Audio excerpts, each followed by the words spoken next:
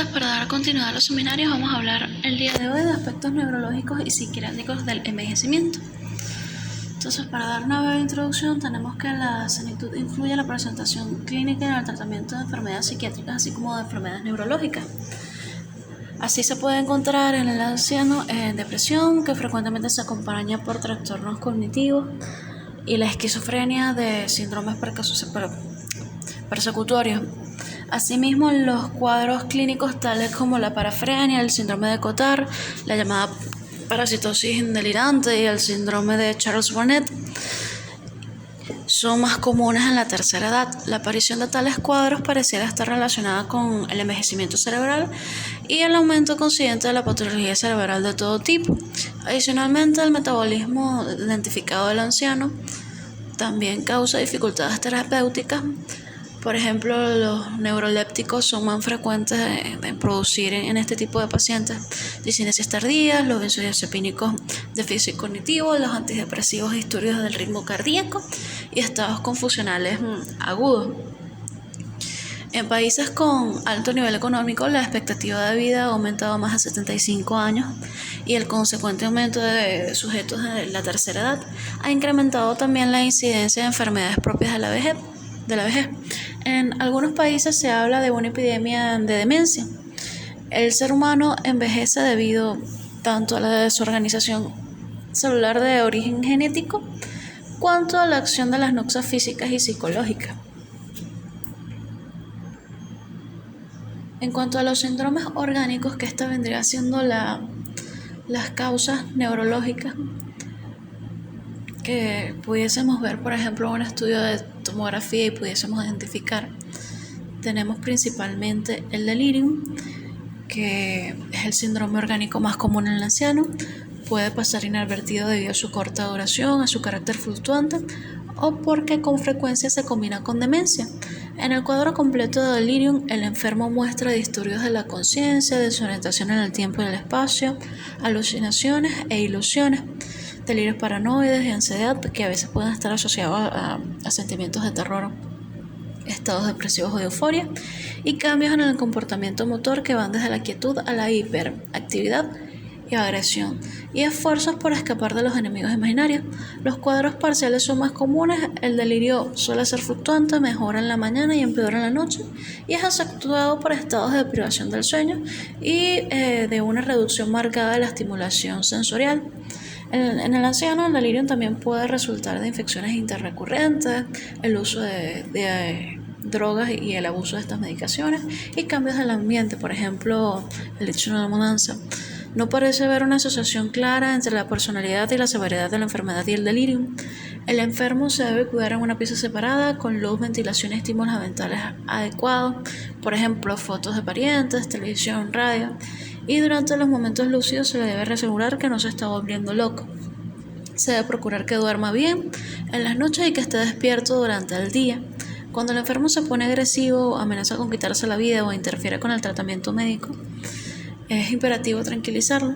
Nunca se debe recetar benzodiazepínicos o barbitúricos, puesto que son depresores del sistema nervioso central. Los neurolépticos, particularmente el haloperidol en dosis de 5 o 20 miligramos diarios, son útiles para este tipo de casos. En cuanto a la enfermedad de Alzheimer, tenemos que se muestra por un primer periodo de demencia temprana con cambios de la personalidad y déficit cognitivos leves, un segundo periodo con clara disfunción de la memoria de retención y el comienzo de la discapacidad social, y con un tercero de desintegración social, así como desintegración total de lo que son las funciones intelectuales. Durante el estadio terminal, el enfermo muestra desnutrición, dificultades motoras, atrofias musculares y gatismo. Se han descrito como subtipos de la enfermedad de Alzheimer la llamada de cuerpo de Lewy, las afasias progresivas y las demencias semánticas. No está claro aún si estos cuadros tienen nosología propia o varían de forma aleatoria según el curso de la enfermedad.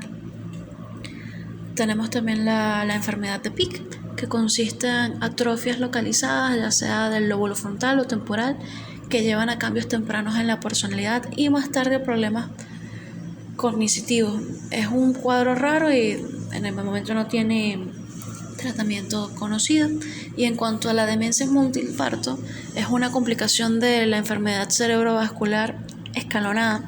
Se han sugerido que aparece cuando la cantidad de masa cerebral destruida sobrepasa los 100 cc. Este es un umbral teórico y todavía no se ha mostrado. Sin embargo, está influenciada también por factores tales como el nivel intelectual premórbido, localización de los infartos y la respuesta afectiva del paciente. En general, estos enfermos muestran signos de la lateralización neurológica y por lo tanto el diagnóstico es obvio. Pero ocasionalmente los infartos ocurren en áreas silenciosas que no dejan signos periféricos.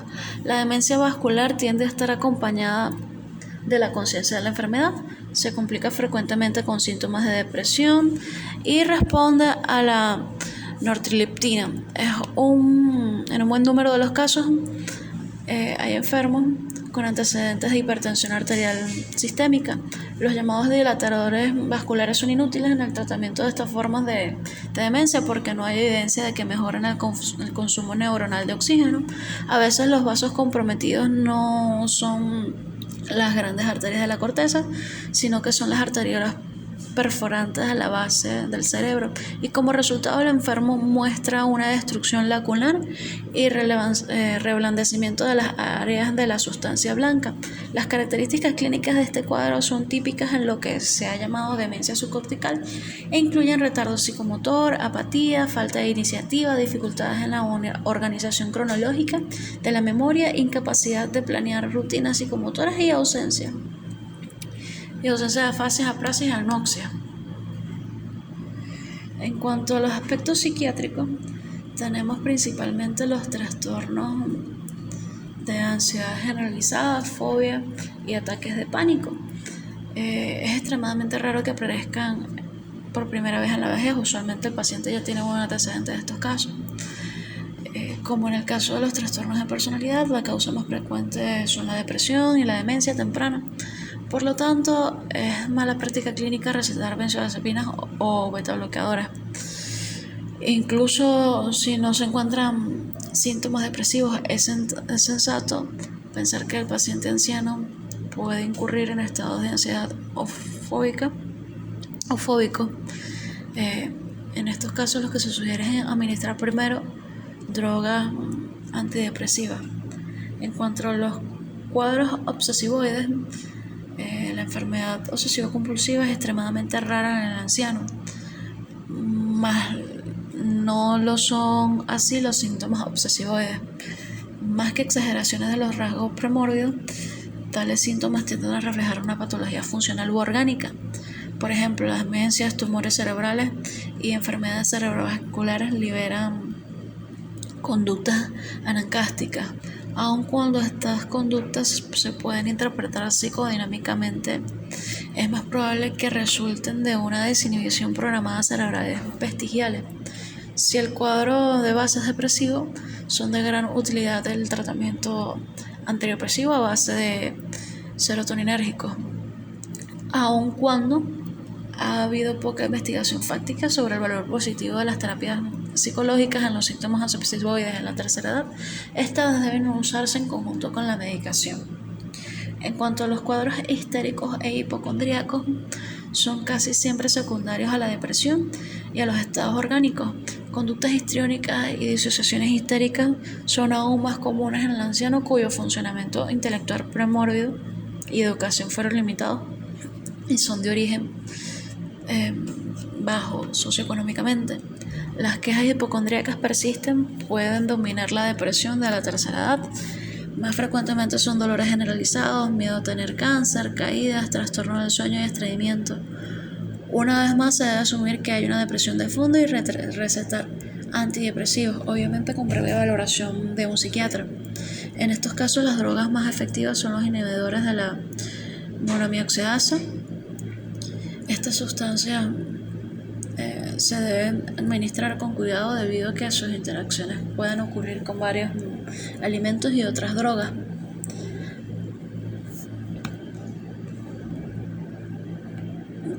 En cuanto a los trastornos de personalidad, vamos a tener razones intrínsecas o razones extrínsecas. El anciano puede desarrollar rasgos agresivos, paranoides o antisociales, retraerse del miedo social y volverse disfórico, irritable y taciturno. Perdón.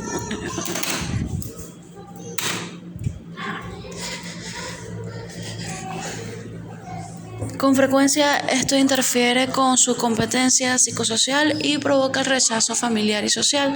Tales cambios de la personalidad pueden ser una exageración de los rasgos caracterológicos previos del paciente o anunciar enfermedades tales como la depresión, la hipomanía secundaria, la demencia tardía. Ok, papi, gracias. La demencia temprana, tumores cerebrales, epilepsia de comienzo tardío con focalización en el lóbulo temporal, trastornos metabólicos y endocrinos. A veces se puede ver asociado al duelo, que pueden ser patológicos, resultados del aislamiento producido por la jubilación, la pérdida del estatus social o la viudez. Son otras causas frecuentes en el trastorno de personalidad y cambios en el comportamiento. Si los cambios de personalidad son secundarios, la enfermedad de fondo deberá tratarse. Así se sabe que la depresión tiende a cronificarse y necesita un tratamiento vigoroso, incluso con terapia electroconvulsiva. Las hipomanías requieren manejo urgente con neurolépticos y litio. Las epilepsias deben tratarse en forma convencional, teniendo en cuenta que en dosis terapéutica el fenobarbital y las hidantoínas producen déficit cognitivo y trastornos del equilibrio debido al síndrome cerebeloso subclínico. En estos casos se preferiría el valproato sódico. Si los cambios de personalidad son primarios, es decir, pareciera ser una exageración de los rasgos caracterológicos del paciente previo, se deberá ofrecer tratamientos psicológicos y apoyo familiar. En cuanto a las razones intrínsecas, tenemos que pueden ser cambios propios de la vejez y enfermedad física o mental, y las razones extrínsecas tienen que ver con la actitud social, cambios de vivienda o de situaciones estresantes para el anciano. En cuanto a la depresión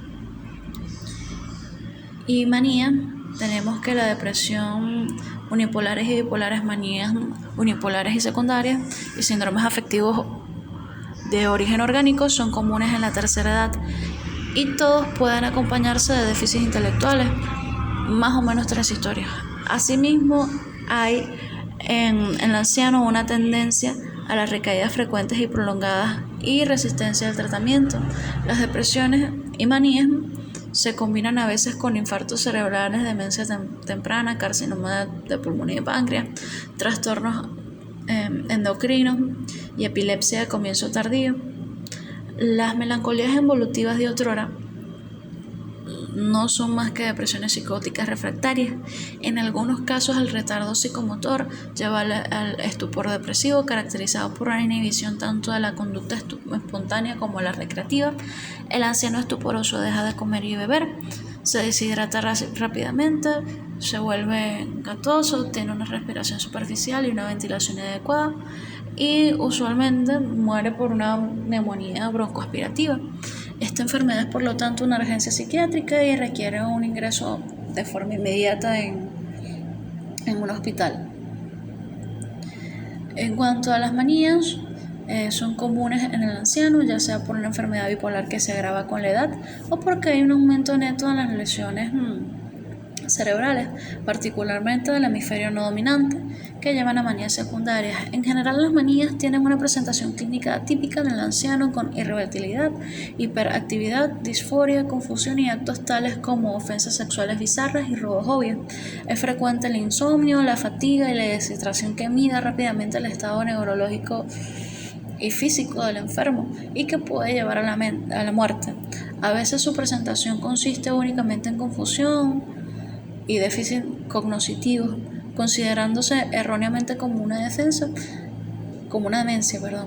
El diagnóstico diferencial en estos casos se debe hacer con la presbifrobiofenia, es decir, una variante clínica de la enfermedad de Alzheimer, en la cual, debido a una atrofia marcada del locus del cerúleos, hay desinhibición, hiperreactividad y una conducta hipomaniática. El tratamiento obviamente de este tipo de pacientes no es fácil. El haloperidol en combinación con el litio es el tratamiento de elección, ya sea de que se trate de una manía primaria o una secundaria. El anciano es, sin embargo, particularmente vulnerable a los efectos adversos agudos, como distonías y parkinsonismo, así como los crónicos, que es la diquinesia tardía. Bueno, eso sí todo. Muchas gracias por su atención. Espero hayan disfrutado el seminario.